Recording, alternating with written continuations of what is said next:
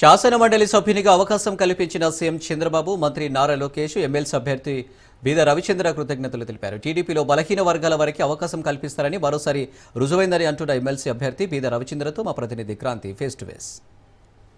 కూటమి తరపున టీడీపీ ఎమ్మెల్సీల అభ్యర్థులుగా నామినేషన్ దాఖలు చేశారు. ప్రస్తుతం మనతో పాటు బీద రవిచంద్రను. సార్, నామినేషన్ దాఖలు చేశారు, ఎలా అనిపిస్తుంది? అంటే గతంలో చూశారు, సామాజిక సమీకరణాల మేము చాలా ప్రయారిటీ ఇచ్చామని చెప్పుకున్న పరిస్థితులు ఏదో ఉన్నాయి. ఇప్పుడు పరిస్థితి ఎలా ఉంది? అంటే కూటమి 5 సీట్లలో జనసేన, భారతీయ జనతా పార్టీకి 2 సీట్లు వెళ్ళాక 3 సీట్లలో 3 సీట్లు కూడా 2 బీసీకి, 1 ఎస్సీ మహిళకి కేటాయించడం, 100కి 100% బలహీన వర్గాలకి ఎంపిక చేయడం తెలుగుదేశం పార్టీ విధానం.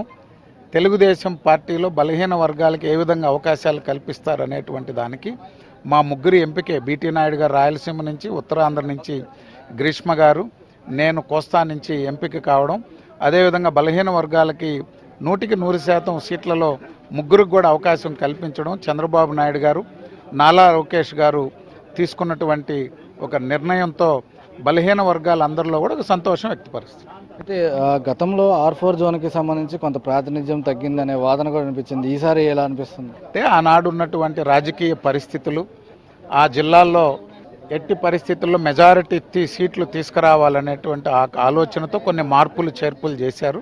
ఈరోజు శాసనమండలి సభ్యులుగా ఆనాడే చెప్పారు, ఇండైరెక్ట్గా చట్టసభల్లోకి బలహీన వర్గాలకు అవకాశం కల్పిస్తామని. ఇది ప్రారంభం మాత్రం, భవిష్యత్తులో కూడా మరికొంతమందికి చట్టసభల్లో అవకాశం కల్పిస్తారు. అయితే కొంతమంది ఆశావాహులు చాలా నిరాశపడ్డారు. వారికి సంబంధించి అధిష్టానం నుంచి కూడా కొన్ని ఫోన్లు వెళ్ళిన పరిస్థితి ఉంది. దానికి సంబంధించి మరోపక్క వైసీపీ కూడా కొంత ఎదురుదాడి చేస్తున్న పరిస్థితి ఉంది, సామాజిక సమీకరణ పరంగా కానీ ఇతర అంశాల మీద కానీ. ఎలా చూడవచ్చు మీ సభ్యుల సభ మీద? వైకాపా ఎదురుదాడులు సాక్షి మీడియాలో రాసే వాటికి సమాధానం చెప్పాల్సిన అవసరం లేదు. 100కి 100% 3 సీట్లు బలహీన వర్గాలకు ఇచ్చాక వైకాపా ఏమని రాసద్ది? ఏదో అడ్డగోలు రాతలు తప్పితే. అదేవిధంగా పార్టీలో అనేక మంది సీనియర్లు ఉన్నారు. మొన్నటి ఎన్నికల్లో అవకాశం కొంతమంది కల్పించలేకపోయారు, కొంతమంది పొత్తు ధర్మంలో సీట్లు వదులుకున్నటువంటి వాళ్ళు ఉన్నారు. మాతో పాటుగా అనేక మంది అర్హత కలిగినటువంటి నాయకులు కూడా ఉన్నారు.